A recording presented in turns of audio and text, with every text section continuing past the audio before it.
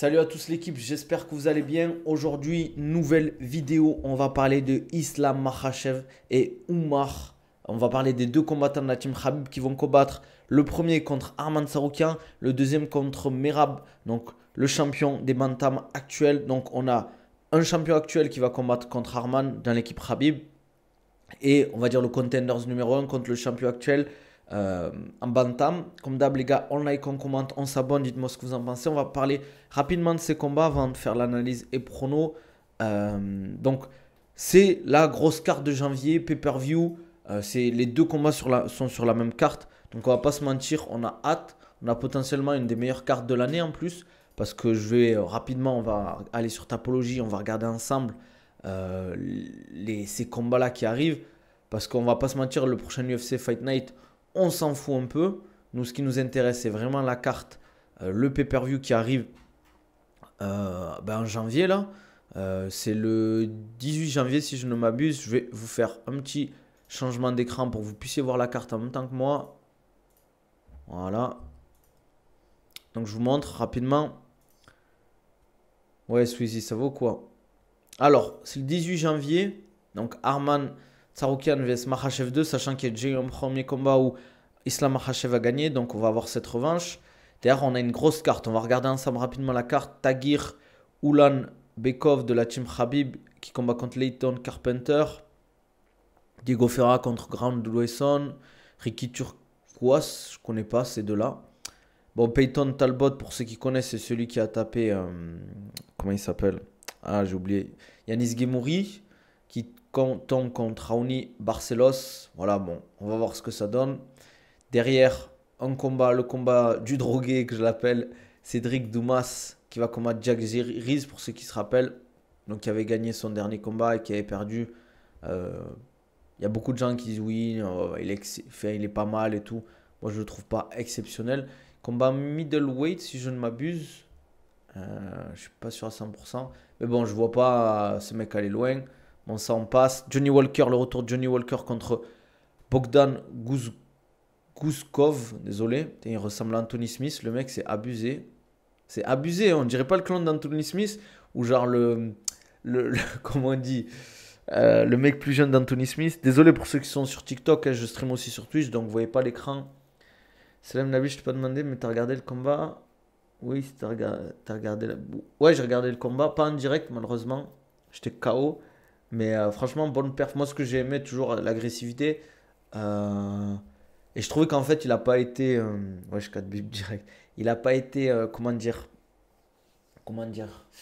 euh, impressionné, où il a vraiment pris le truc sérieusement, entre guillemets. Il est rentré dedans direct, quoi. Et moi, c'est ça que j'ai aimé. Comment il n'y avait pas de stream? T'étais rabat des célébrations de la nouvelle année ou non? Même pas. En vrai, il n'y avait rien à stream et je sais pas, j'avais pas forcément le temps. Et comme je l'ai dit, moi, le 31, je regardais une série, donc je suis même pas allé voir le feu d'artifice alors que je suis à Dubaï, quoi. On dirait pas en vrai de vrai le. Genre Anthony Smith avec 20 ans de moins, quoi. C'est abusé, hein. Enfin bref, derrière, on a Jelton Almeida contre Sergei Spivak. Jelton Almeida qui, pour moi, avait un potentiel, mais je pense qu'il peut être limité. Sa dernière défaite, c'est contre Curtis Blade. On se rappelle, il avait fait tenter un takedown. Curtis Blade avait défendu, il s'était pris des coups à la tête. Au début, je crois que c'était coup de coude, mais après, il s'est fait finir ouais, par des hammer fists. Donc, coup de poing marteau. Face à Spivak, je pense qu'il peut le faire, mais il va falloir faire attention au judo de Spivak. On verra ce que ça donne pour la suite. Derrière, ça commence à devenir intéressant. Bon, celui-là, Rinya Nakamura, toujours pareil, les Japonais pour moi, qui viennent, ils viennent de la lutte, ça c'est bien ça. Je ne le connaissais même pas, pourtant il a 3-0. Je ne savais même pas qui c'était.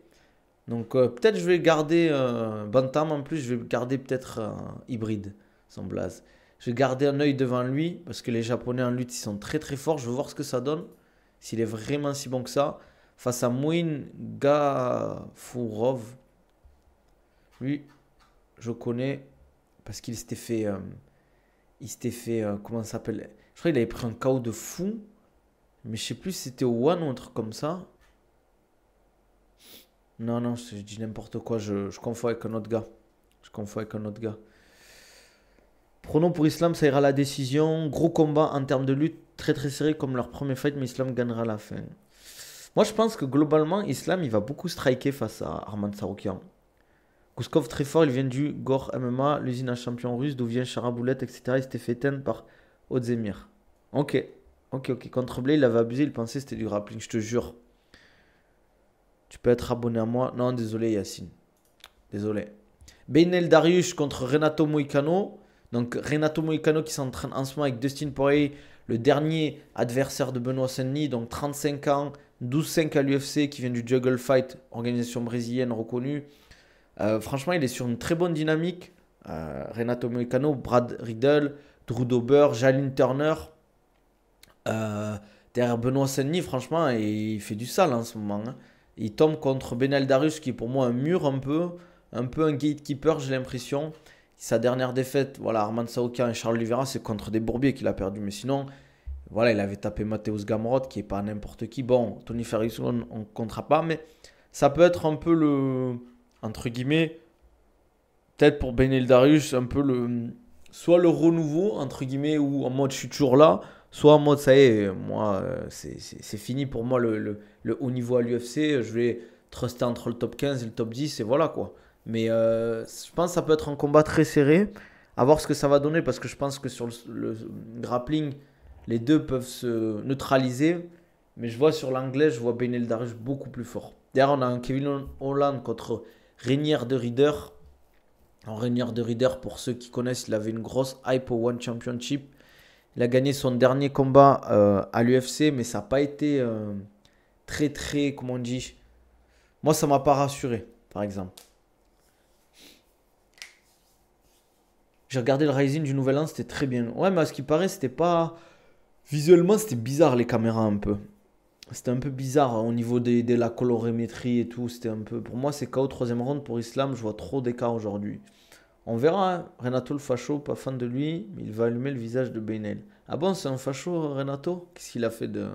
C'est free pour Moïcano, il est finito d'Arush. Je sais pas, les gars. Hein. Moi, je pense pas qu'il soit si finito que ça.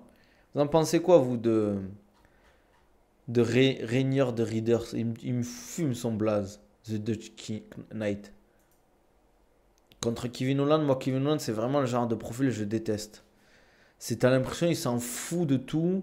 Il vient juste pour se taper, en fait. Après, c'est parce que les gens, ils aiment ça aussi. Mais bon, moi, c'est pas le profil que j'aime bien. Derrière, on a Jiri Prochaska contre Jamal Hill. Franchement, la main carte, elle est vraiment sympa. Hein. Elle est vraiment sympa. Jiri contre Jamal Hill, voilà, ça pourrait être quasiment un main event d'un fight night, d'un très bon fight night, quoi. Et après, derrière, on a Merab contre Oumar et Arman Tsarukyan contre Islam Makhachev. Arman Tsarukyan, c'est pas beaucoup de défaites. C'est Gamrot, Islam. Et voilà, un de ses premiers combats en. Comment ça s'appelle? En pro. Il s'était fait éteindre. Hein. 30 secondes. Je regarde s'il n'y a pas Magomedov. Non, c'est pas. Non. Putain, le mec, il est. C'est abusé des fois les carrières des combattants, en fait, ce que ça donne. C'est pas ce qu'ils deviennent, ces mecs, après. C'est abusé, en vrai.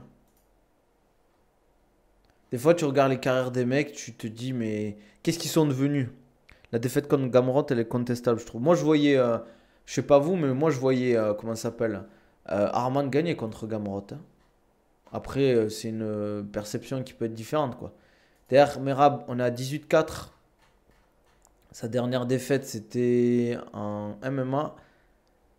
C'était en 2018. Donc, on est en 2024, donc c'était il y a 6 ans. 6 ans, c'est abusé. Hein. Sinon, il a enchaîné. Hein. Et il a pris des bourbiers. Hein. José Aldo, Peter Yan, Henri Cerudo, Sean O'Malley, c'est fort quand même. Hein. C'est très fort, les gars. En face, on a Oumar Nurmagomedov, les gars. 18-0. La machine. 2-0 PFL, 6-0 à l'UFC. Bon, il a pris des mecs un peu moins forts, on va pas se mentir. À part Cory et celui-là, là, le bourbier, lui c'était un bourbier, je trouve. Je trouve que globalement, Merab a un parcours un peu plus honorable, sans manquer de respect. Putain, depuis il a pas recombattu lui? Depuis sa défaite? C'était serré en vrai. Hein. C'était serré, je trouvais, comme combat. Tu me conseilles quoi pour être skinny à la salle? Bien manger. Bien manger. Protéiné aussi, ça c'est important, manger protéiné. Ajouter beaucoup de cardio quand même dans tes entraînements. Faire du renforcement et rajouter beaucoup de cardio à la fin de tes entraînements. Je pense que ça peut être intéressant. Ça veut dire que tu fais une partie renfo de 30-45 minutes et derrière tu fais 30 minutes de cardio. L'un des meilleurs combats techniquement que j'ai vu, Gamrot Saroukian. En termes de lutte grappling, avec des scrambles, ouais, c'est clair. De quoi? Quelle mise à jour, Ayoub? Comme pour BSD, vous cataloguez vite les gens, je trouve. C'est free pour Mécano. Darius, on a vu contre Oliveira et Saroukian, il a plus level après le top 15. Allez, lui, il saute. Ils sont fous, les gens. Merde, j'arrive même pas à le bloquer, quoi. PSD, il s'est mis tout seul dedans, en flow voleur actuel, plusieurs médias à l'extrême, des politiques, même si depuis il s'est repositionné. Mais bon, parlons pas politique. Bon, après, ça me dérange pas de parler politique, les gars. Vous savez qu'ici, moi, sur mon stream, je suis pas. Moi, je suis pas là. Je suis un peu comme. Il y a en ce moment, il y a eu un débat là avec. Comment il s'appelle l'humoriste là, Baker? Comment il s'appelle là? Le chauve. Il parlait un peu. Ça parlait un peu de. Comment il s'appelle? De Malik Bentala et Fari. Fari parlait. Il disait que Jason Baker, ou je sais plus comment il s'appelle. Il disait que c'est vrai que si tu veux percer, entre guillemets, dans le monde du showbiz, du streaming, tout ça, faut être un peu lisse. Et faut pas donner tes avis parce qu'en fait, forcément, quand tu donnes ton avis, ben, il y a des gens, ouais, broker, il y a des gens qui vont pas t'apprécier, donc tu vas toucher moins de monde parce qu'en fait, tu dis les termes. Et il y a des gens, ils apprécient pas en fait. C'est comme toujours, je le dis, souvent, il y a des gens, oui, ils disent oui, mais arrête de parler de politique et tout. Mais si vous regardez, souvent, les gens qui disent ça, ils aiment pas que vous parlez de politique ou de sujets de société quand ça va à l'encontre, eux, de ce qu'ils pensent en fait. C'est grave faux. Aujourd'hui, il faut grave donner son avis. Non, je suis pas d'accord. Moi, je suis pas d'accord du tout. Il y a trop de mecs qui se font. En fait, tu vas beaucoup moins percer euh, quand tu as une façon. Enfin, pas une façon de dire les choses, mais comment dire? Une politique où tu vas dire les termes, en fait. Tu vois, genre, par exemple, les mecs qui ont le plus percé, souvent, si tu regardes, c'est des mecs comme Squeezie, des mecs comme ça, tu vois, qui sont super lisses.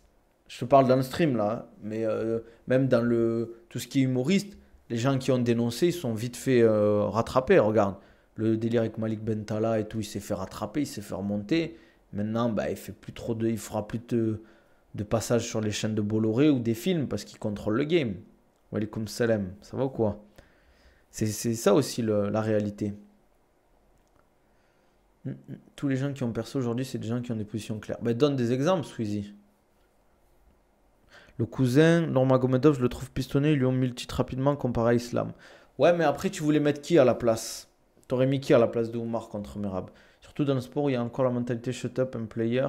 Après, tu as des exceptions genre Ali, Abdul Jabbar, Kaepernick, mais ils ont subi des grosses conséquences. Kaepernick, quand il a commencé à faire son truc à chaque début de truc, il y a plein de gens qui le boycottaient, hein.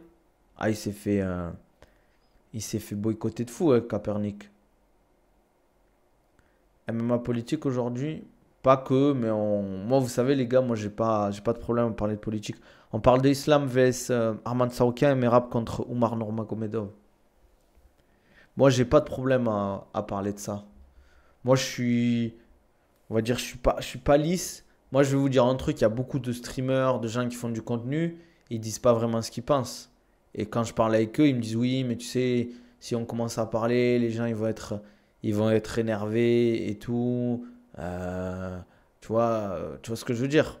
Ils vont me dire oui, mais pourquoi tu dis ça et tout. Et après, ils vont me parler des vues et tout. Il y en a plein des comme ça. À NFL, il y avait deux équipes qui voulaient le signer.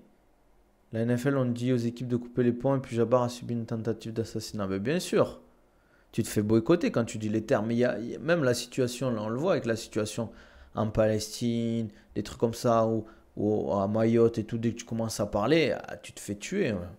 Notez que la Verena Vance c'est devenu le gars le plus influent d'Internet. Je sais pas si c'est le plus influent d'Internet. En vrai, moi, je suis pas d'accord. Je trouve Andrew Tate, oui, il y a des gens qui le suivent, il y a beaucoup d'hommes, entre guillemets, qui le suivent. Mais je trouve que c'est pas intéressant ce qu'il dit, c'est pas pertinent. Je trouve qu'il est très contradictoire dans ses dires. Il est très très contradictoire en vrai. J'ai l'impression qu'il a perdu beaucoup En fait, je sais même pas comment il s'est fait connaître ce mec un peu, tu vois. Je pense avec le délire un peu, genre en mode ouais, sois un homme et tout. C'est la France. Comme ça, regarde, Hamzat, il prend position à 200%. L'UFC l'appelle quand même. Après, il a pas trop le choix, Hamzat, les gars. Rappelez-vous, j'en ai déjà parlé beaucoup avec Kadyrov. Il fait pas par gaieté de cœur. Faut pas croire qu'il danse devant Kadyrov et sa famille parce qu'il a envie de danser, surtout quand c'est filmé. Pareil, quand il fait les sparring, qui se fait défoncer par les enfants de Kadyrov. Les gars, restons sérieux. Sois un homme dominant, ça marchait beaucoup avec les jeunes américains. Ouais, bien sûr, bien sûr. Le délire de Red Pill, tout ça et tout, là, ça marche, c'est vendeur. C'est comme Alex Hitchen, là, ou Kitchen. Je sais pas si c'est Hitchen ou Kitchen. Ce délire, il y a des gens qui le suivent parce que ce qu'il dit, pour certains, ça touche, tu vois. Il est très misogyne. Donc, en fait, il y a des gens qui cherchent des excuses. Ok, ils ont pas de succès, entre guillemets, avec les femmes. Ben, ils trouvent des excuses en mode, ouais, les femmes, c'est des putes, nanana. Pourquoi nanani, voilà, des trucs comme ça, quoi. Pourquoi Hamzat le fait alors? Parce qu'il n'a pas le choix. En fait, la problématique de Hamzat, c'est que si il dit pas oui à ce que Kadyrov lui demande, ben il va mettre des coups de pression à sa famille, voire plus. Voire par exemple, ok, tu veux pas venir, tu veux pas faire ça. Ok, ben tu vois ta grand-mère là qui habite dans ce village-là, ben on va lui couper l'eau. On va commencer à faire en sorte qu'elle soit un peu boycottée dans le village. Si elle a des problèmes de santé, ben à l'hôpital, on l'accueillera pas. Et pire encore, après tu peux te faire arrêter, des trucs comme ça, tu vois. Merci, McBlebelt. Mais t'étais pas venu depuis? T'étais pas venu? Le fait d'être lisse pour attirer les marques, c'est terminé. Ça, c'est le monde d'avant. Aujourd'hui, il faut avoir des positions. Non, je suis pas d'accord. Celui-ci. J'ai plein d'exemples. Je peux pas donner les blazes, mais j'ai plein d'exemples de marques qui ont dit ok, on aurait bien aimé bosser avec toi, mais regarde la vidéo là. Tu peux pas en fait avoir des positions. Après, il y a position et position, attention, hein. Mais je vais vous dire cash. Je vais vous dire cash un truc. Moi, je vais vous dire, je donne pas de blase, mais euh, j'ai un collègue, il a perdu un partenariat parce que il y avait un délire, je sais pas comment expliquer, mais en gros, c'était un truc autour du délire LGBT. Et lui, il a dit, moi, c'est pas mes valeurs, etc. Donc, moi, je ferai pas partie de la campagne. Mais il a perdu après le partenariat parce qu'il voulait pas faire partie de la campagne à ce niveau-là, quoi. Non, je me compare pas à des top influenceurs. Mais ce que je veux dire que globalement, si tu veux vraiment percer dans le game, faut être lisse un peu quand même. Tu vois? Faut pas. Tu vas dire oui, Free Palestine une fois par mois, tu vas partager un truc, mais ciao. Tu vas pas vraiment. Ceux qui ils font vraiment le taf, peut-être je dirais aller à Mine Mathieu, peut-être des Kameto, des trucs comme ça, tu vois? C'est qui LFE déjà? Non, mais LFE c'est particulier. Et Bichot, ils en parlent pas forcément de comment ça s'appelle. Je te parle de vrais trucs où tu peux te faire boycott ou regarde Michael Lebou, frère. Michael Lebou, il a pris des pressions de fou. Quand il parlait de la Palestine, il a reçu des messages. Il y a un mec, il a dédicacé un missile en mode ouais, regarde, je vais envoyer ce missile, on va l'envoyer et je mets ton nom dessus. C'est une dinguerie. C'est une dinguerie en vrai. Regarde qui. Enfin, après, c'est pas une critique. Regarde, qui est le média le plus influent actuellement en MMA? C'est la sueur. C'est la sueur. Et c'est le truc qui font le moins de vagues possible. Après, certes, tu peux pas leur enlever que c'était eux les premiers, ceux qui font le plus de taf. Ça, tu peux pas leur enlever. Non, je suis d'accord que les Bichot, il parle cash. Je suis d'accord pour ça. Je suis d'accord sur ça. Il parle cash. Mais il y en a beaucoup, ils sont lisses, tu vois. Moi, je trouve. Après, je parle même pas des médias MMA, je parle en général, hein. La fine équipe, après, c'est en mode. Eux, t'as l'impression ils font leur live bourré un peu. Ils font leurs vidéos, ils sont un peu sous substance. Enfin, bref. Vous attendez quoi pour 2025 comme combat, comme truc pour le MMA? MMA français et MMA international, c'est quoi vos attentes? N'hésitez pas à me dire aussi en commentaire sur YouTube, likez et dites-moi ce que vous en pensez, hein. Si vous avez des idées. Moi, j'aimerais bien voir un Khamzat Pereira, John Jones Aspinal, ça c'est clair. Chez les Français, ben, j'aimerais que Nassour il prenne le title shot s'il gagne contre Adesanya. J'aimerais bien voir un BSD Paddy Pimblett. Je vais pas vous mentir, BSD Paddy Pimblett, ça me hype de fou. William Gomis qui prend un top 15, ça serait cool. Geiji Hooker, ouais, combat de la Google Weight, comme dirait l'autre. Diabaté, il abuse, mais quand il écoute Fred Warren, ils disent les termes. Non, mais après, c'est des mecs qui connaissent. Cyril Diabaté, Daniel Warren, Fred, c'est des mecs qui connaissent le milieu. Ça, tu vois, Cyril Diabaté, tu peux pas forcément être d'accord avec tout ce qu'il dit. Mais globalement, c'est des gens qui connaissent leur métier. Le retour d'Anthony Ours Blanc. Anthony Salamon.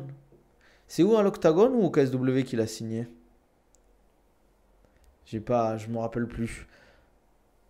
Losen Keita Vesparna, ça serait cool ça. Franchement, les gars, Losen Keita Vesparna, je serais hype de fou. Octagone, ok. Octagone, c'est Bourbier aussi, hein, les gars. C'est Bourbier de fou. Tournoi des 84. Ouais, parce qu'il avait combattu en 93 kilos au PFL, c'était trop pour lui. Tu vas regarder l'Andouzi vs Dena. C'est quand ça? Parce que peut-être je vais le stream, hein. Hexagone, les gars. C'est quand? C'est ce week-end? Merci Khalil pour le follow. Bienvenue frérot. N'hésite pas. Le 10, ok. Bon, on sera là. On sera là. Surtout, ils n'ont pas peur de recevoir les pressions. Ils sont établis alors que tous les médias, ils sucent parce qu'ils ont besoin d'être invités. Après, ça, c'est l'avantage. Moi, je suis pas un gros streamer, donc je m'en fous. Mais même, moi, j'ai reçu comment ça s'appelle, des propositions de partenariat. Bon, c'est pas forcément le rapport. Mais moi, je sais que par exemple, je ne truquerai pas mes valeurs pour de l'argent. Parce que j'ai reçu des partenariats assez intéressants financièrement. J'ai dit non parce que c'était pas des trucs que je voulais proposer aux gens. Tu vois, par exemple, Oko, je consomme. Other, je consomme. A1, je consomme, les gars. Si je propose comment ça s'appelle, des marques, c'est des trucs que j'utilise moi et que je teste. Gaëtan Lebris, c'est t'as une trompette que ça, il se fait défoncer sur les réseaux en ce moment. Mais c'était pas il y a un moment ça, l'histoire avec Gaëtan Lebris et Cyril Diabaté. Je vois bien Islam et Arman faire 5 rounds, mais Islam gagnant. Ouais, moi aussi. Je pense que ça peut se faire aussi.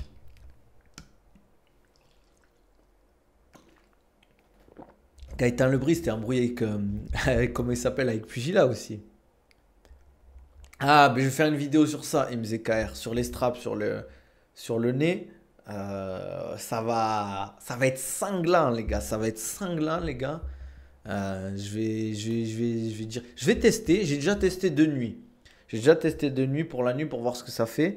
Et je vais tester genre une semaine et je vais faire une vidéo dessus pour voir si vraiment il y a une différence significative. Il n'est pas en prison, lui.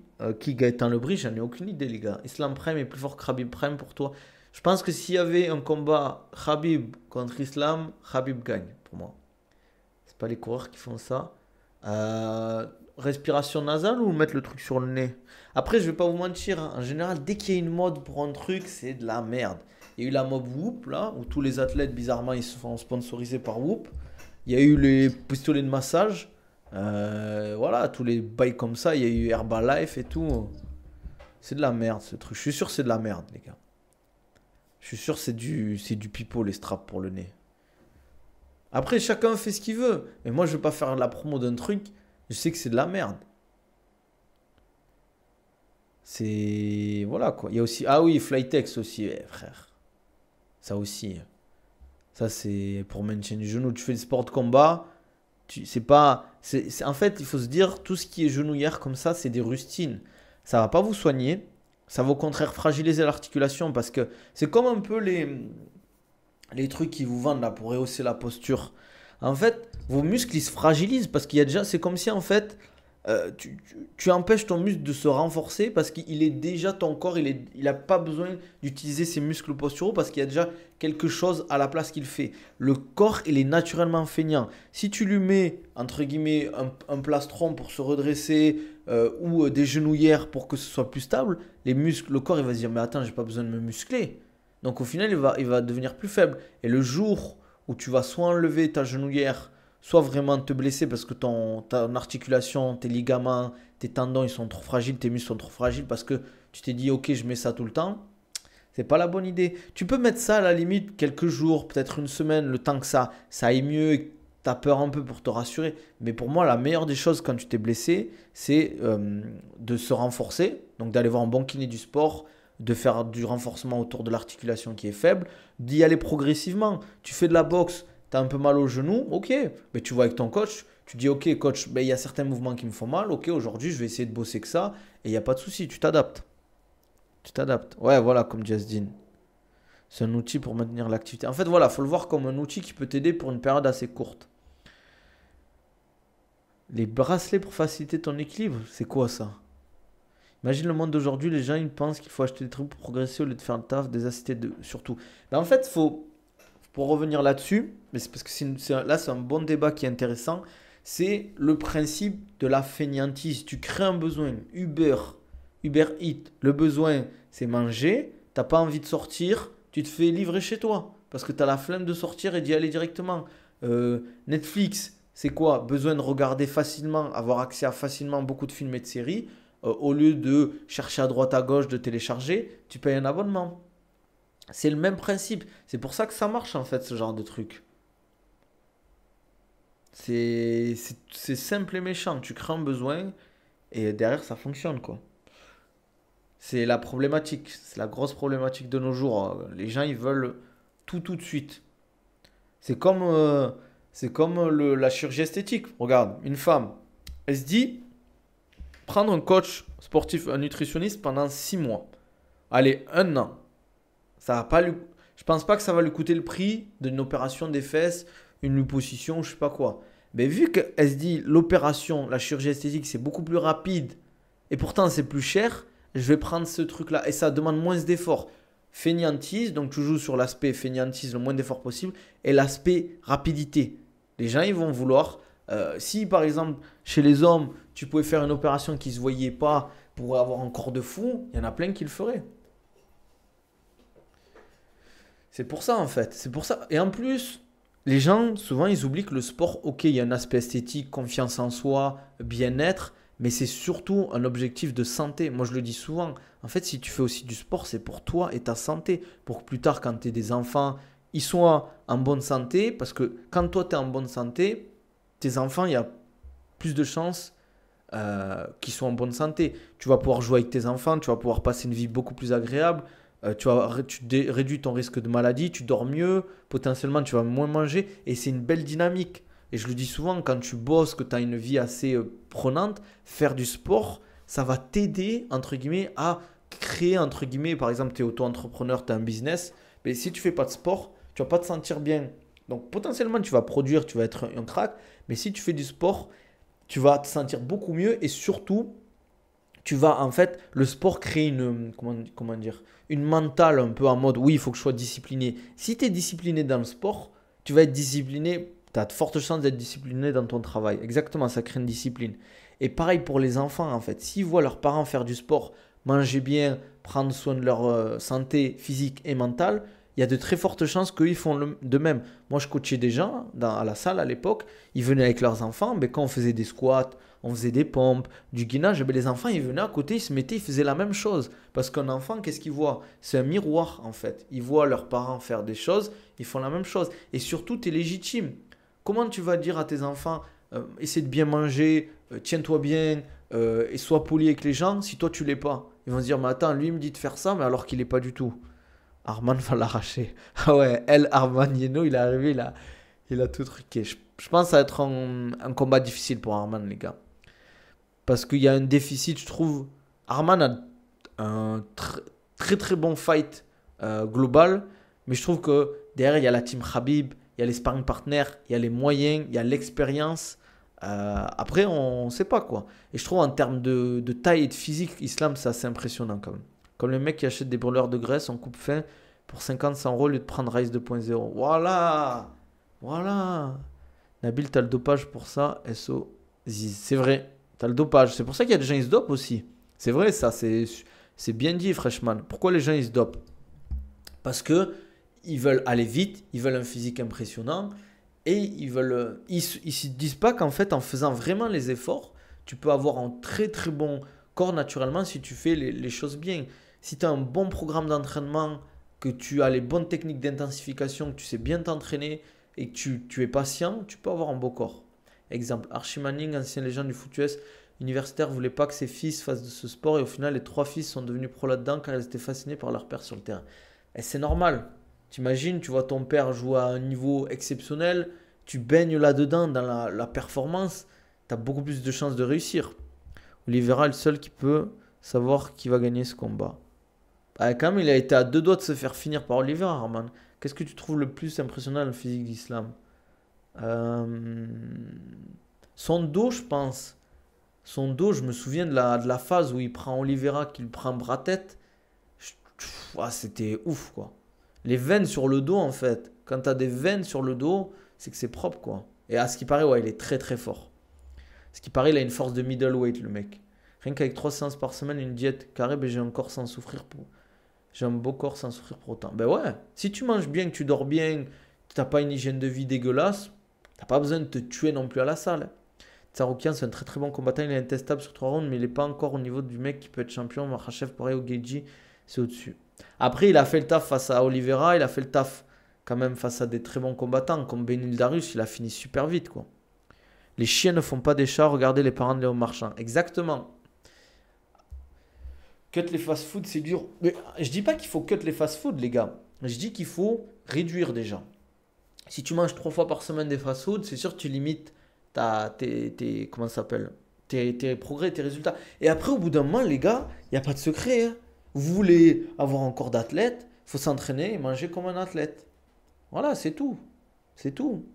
Après, t'es pas obligé de non plus te tuer. De temps en temps, tu peux te faire plaisir, mais tu limites un petit peu quand même ta progression. Mais moi, je dis souvent, la santé mentale, c'est important. Si ça te fait du bien de manger dehors avec des potes ou de la famille, fais. Mais il faut pas que ce soit 3 4 fois par semaine. Parce que, rappelez-vous, le gras, tout ça, tout ce qui est produit transformé, c'est pas bon pour notre corps. Les gars, vous le mettez, vous ingérez, c'est comme si, entre guillemets, vous ingérez des toutes petites doses de poison à chaque fois que vous mangez des merdes.